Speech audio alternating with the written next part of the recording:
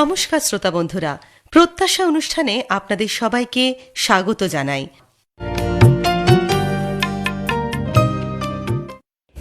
শ্রোতা বন্ধুরা, আজ আমরা আমাদের অনুষ্ঠানের ডালিকে সাজিয়েছি আমাদের বাঁকুড়া শ্রোতা সম্মেলনের কিছু মুহূর্তকে আপনাদের সাথে ভাগ করে নেওয়ার জন্য। ধন্যবাদ দিই সেই সমস্ত শ্রোতা বন্ধুদের যারা প্রত্যাশাকে ভালোবাসার টানে এত গরমকে উপেক্ষা করেও আমাদের অনুষ্ঠানে সামিল হয়েছিলেন।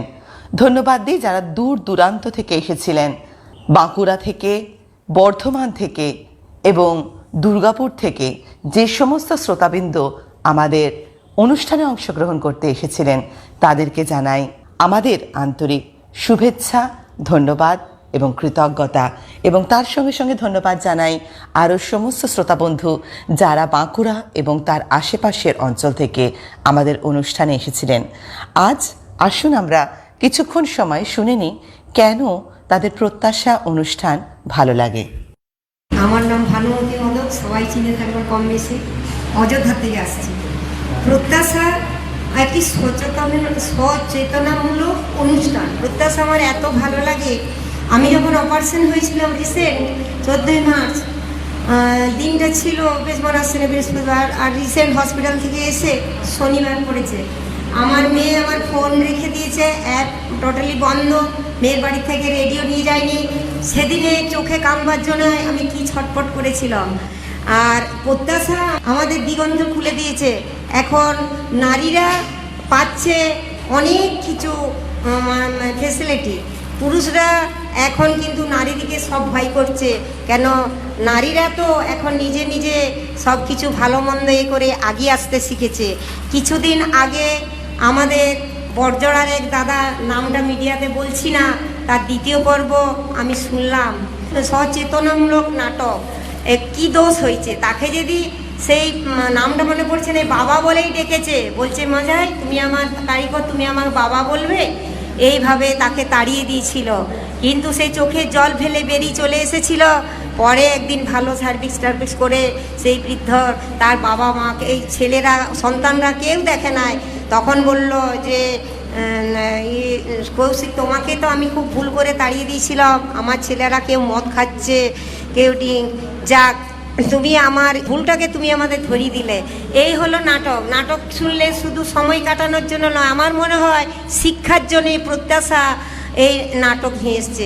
অনেক নাটক রেডিওতে শুনেছি, কিন্তু আমার এই প্রত্যাশার নাটকের মতো কোনো নাটকের জ্ঞান হয় না। নমস্কার। নমস্কার, আমি সাধন মুখোপাধ্যায়, বাঁকুড়া শহরে থাকি। প্রত্যাশার অনুষ্ঠানে অনেক গুরুত্বপূর্ণ দিক হাইলাইট করা হয়। আমি মনে করি তার মধ্যে সবচেয়ে গুরুত্বপূর্ণ হচ্ছে ডোমেস্টিক ভায়োলেন্সের যে মহিলারা শিকার, যে দুর্বল মহিলারা, অথচ হয়তো তিনি দুর্বল নন, সবল, মানে হাই ইনকাম গ্রুপের মধ্যে, তবুও তিনি যে ডোমেস্টিক ভায়োলেন্স অর্থাৎ গার্হস্থ্য নির্যাতনের শিকার হন, অনেক সময় বলতে পারেন না, পরিস্থিতি তাকে দাবিয়ে দেয় কিংবা তার আত্মীয় স্বজনরা দাবিয়ে দেয়। কিন্তু সরকার, কেন্দ্রীয় সরকার থেকে আরম্ভ করে রাজ্য স্তরে বিরাট দপ্তর রয়েছে, লিগ্যাল এড সার্ভিস, কোনো টাকা পয়সা লাগবে না, তিনি যে কোনো ক্যাটাগরির হন, কোনো টাকা পয়সা লাগবে না, তিনি সরকারের আইনি সহায়তা নিয়ে তার যে ক্ষোভ, তার বিরুদ্ধে যে অন্যায় অবিচার হচ্ছে সেটা তিনি প্রকাশ্যে আনুন, তিনি অবশ্যই প্রোটেকশন পাবেন এবং সর্বতোভাবে তিনি সাহায্য পাবেন। তবুও আমরা আজকে এই একবিংশ শতাব্দীতেও দেখছি যে যত মহিলা নীরবে চোখের জল ফেলেন তাদের সংখ্যা কিন্তু কম নয়, অনেক। তো এই প্রত্যাশার সাহায্য নিয়ে আমি কিন্তু আপনার একজন মহিলা বা আরও এক জায়গার আরেকজন মহিলা, তাদেরকে কিন্তু আমি তাদের মানসিক নির্যাতন থেকে অনেকটা সাহস জোগাতে পেরেছি। এবং তারা না হলে হয়তো তারা খাতড়ার ওদিকে ভদ্রমহিলা হয়তো কোনো দিন নিজেকেই শেষ করে দেবেন, এরকম আমাকে বলেছিলেন যে দাদা আমি আর পারছি না, আমি হয়তো কোনো দিন শুনবেন নিজেকে আমি শেষ করে দিয়েছি। আমি বলি কখনো না বোনটি, সরকার বিরাট একটা দপ্তর, আমার ভাই অ্যাডিশনাল ডিস্ট্রিক্ট জাজ, দুর্গাপুরে থাকেন, তো তারা বলছে আমরা সমস্ত সহায় সম্বল নিয়ে আমরা আছি, কিন্তু আমাদের সাহায্য নিন। কোনো মহিলা যাকে পারবেন বিডিও সাহেবকে জানান, এসডিও সাহেবকে জানান, আরও কাউকে জানান, লিগ্যাল সেলে একজন অ্যাডভোকেটকে জানান, কিন্তু যে কোনো উপায়ে জানান। মনের দুঃখ মনে রেখে চোখের জল ফেললে কিচ্ছু হবে না। প্রত্যাশা আছে এই জন্যে, আমাকে জলশ্রীর সঙ্গে এই নিয়ে কথা হয়েছে, তাকে আমি সাহস দিয়েছি, এই কৃতিত্ব প্রত্যাশার। কাজেই আপনারা এইরকম সুযোগ পেলে, আপনারা যদি এইরকম কিছু দেখেন তো সেটাকে আনবেন, প্রকাশ্যে আনবেন। ধন্যবাদ। আসুন এই সময় শুনে নিই আমাদেরই শ্রোতা বন্ধুদের স্বরচিত কবিতা পাঠ। বেলিয়াচড়ে নিবাস, নামটি মোর শশধর, ছোটোখাটো মানুষ আমি একজন। যোগ কর, যোগ কর, যোগ কর, সবাই কর যোগ, করলে যোগ শরীর মন থাকবে সবার নিরোগ। আত্মার সাথে পরমাত্মার মিলনই হলো যোগ, আসবে শান্তি করলে যোগ, থাকবে না দুর্ভোগ। প্রাচীন মুনি ঋষিরা বলে গেছেন এসব কথা, শুনলে কথা করলে যোগ, থাকবে না তো ব্যথা। দেবাদিদেব মহাদেবের সৃষ্টি এসব যোগ, কলিযুগের মানুষের আসবে নানান রোগ। খাবারে ভেজাল, ওষুধে ভেজাল, ভেজাল ভালোবাসায়, তাহলে চিন্তা করো কলিযুগে বাঁচবে কিসের আশায়। ঘরে খাবার থাকতেও পাবে না খেতে, আছে প্রেসার সুগার, গরিব লোক পাবে না খেতে, ঘরেতে থাকে না খাবার। কলিযুগে সুখ থাকলেও শান্তি কারুর নাই, সুখ শান্তি কোনো দিন এক নয় তো ভাই। শান্তির ভিতরে সুখ আছে, সুখে শান্তি নাই, সুখ শান্তি পেতে হলে যোগ করা চাই। যোগী মোদের বড় শক্তি, বড় কৃপাময় কৃপা সিন্ধু, রোগী মোদের বড় শত্রু, জ্ঞানী বড় বন্ধু। নিয়মিত যোগ করে শরীরে শক্তি বাড়াও, অনায়াসে শরীর থেকে সব শত্রু তাড়াও। সুস্থ সরল সুন্দর মন থাকবে যতক্ষণ, শরীর সবার নিরোগ হয়ে থাকবে ততক্ষণ। কম পয়সায় রোগ সারাতে আর কোনো কিছু নাই, তাই নিয়ম করে করযোগ, যোগ করো সবাই। নমস্কার, শশধর ঘোষাল। আমি হীরালাল ঘোষ, বাঁকুড়া জেলার সোনামুখী থানার পাঁচাল গ্রাম পঞ্চায়েতের খাদ বৈকুণ্ঠপুর গ্রাম থেকে আসছি। এই জয়শ্রীদির প্রত্যাশার অনুষ্ঠানে, এই অনুষ্ঠান উনি বিভিন্নভাবে বিভিন্ন বাজারে করেন, আমাদের বাঁকুড়া শহরে হচ্ছে, এটি খুব আনন্দের বিষয়। যাই হোক, আমি আমার স্বরচিত ছোট ছোট 2-3টি কবিতা বলছি। আমাদের আমন্ত্রণ, যে কোনো কুয়োর গভীরে জল থাকে আমরা জানি, জলের গভীরে থাকে মুক্ত, এখন জলাশয়ের দিকে যাওয়া যায়। বিষয় আশয় নিয়েই ভাবা যেতে পারে, বিষ ফল থেকেই যতটা দূরত্বে থাকা যায় ততটাই গৃহস্থের মঙ্গল। ফলাহারি কোনো মানুষ নৈশভোজের কথা ভাবে না, ভৈসভা থেকে দূরে থাকে। আসুন আমরা আমন্ত্রণ করি সেই বিদূষককে যার ঝোলার ভিতরে কোনো কৌতল নেই। দ্বিতীয় কবিতা, গাছটাই শিল্প হয়ে ওঠে। একটা ফুলের গাও ছেটে আসছে ক্রমাগত অজস্র ফুল, কুড়িও ডালপালা সমেত। অপলক দৃষ্টিতে দাঁড়িয়ে আমি চেনা অচেনা হাজার ছবি যেন জীবন্ত। ফুলের গাছটা মৃত, ফুলে কোনো সৌরভ নেই, ডালে কোনো সুখসারীর বাসাও নেই, অথচ ওই গাছটার নিজেই আমাদের বসবাস। কতজন পথিক প্রণাম জানায় আমার জানা নেই, বেশিরভাগ ওই গাছেই চড়তে চায়। সুধা এবং সাঞ্জল পাকস্থলীতে যেতে নেই, গলায় রাখতে হয়, তাই পেটও ভরে না, তবুও লাইন পড়ে দেবালয়ে দেবালয়ে। মৃত গাছটার ভিতরে গঙ্গা যমুনা সরস্বতীর ধারা, ধারাটা ফলগর নয়, ওই ধারায় স্নান পান করা চলে না, গাছটাই হয়ে ওঠে আশ্চর্য শিল্প। নমস্কার। বিদ্যুৎ সিট, জগদল্লা, বাঁকুড়া থেকে আসছি। আমার নিজস্ব লেখা একটা কবিতা, বসুন্ধরা। হে বসুন্ধরা, আজ তোমার দিবস পালিত হচ্ছে, হয়তো কেউ জানে কেউ বা জানে না, কেননা এই দিবসে কোনো অনুষ্ঠান নেই, নেই জাঁকজমক, নেই কোনো আড়ম্বর। বসুন্ধরাবাসী হিসেবে দিনটা মনে পড়ে গেল। কিছু করতে পারি না পারি, তোমাকে নিয়ে অন্তত আজ একটু স্মৃতিচারণা করে বলি, হে বসুন্ধরা, তোমার থেকে কি শুধু নিলামি, দিলামি বা কতটুকু, দুহাত করে নিয়েইছি। জল, আলো, বাতাস, অন্ন, বস্ত্র, বাসস্থান, শিক্ষা, চিকিৎসা, আরও আরও কত কী। কিন্তু আজ তোমাকে তো দেওয়ার পালা। তোমার যে আজ ভারী অসুখ, বিপন্ন অবস্থায় তুমি দিন পার করছো। 2 বছর আগে করোনা কাল পার করেছো, এখন উষ্ণায়নের হাফ সেঞ্চুরি পার করছো। তোমার আর কি দোষ বলো?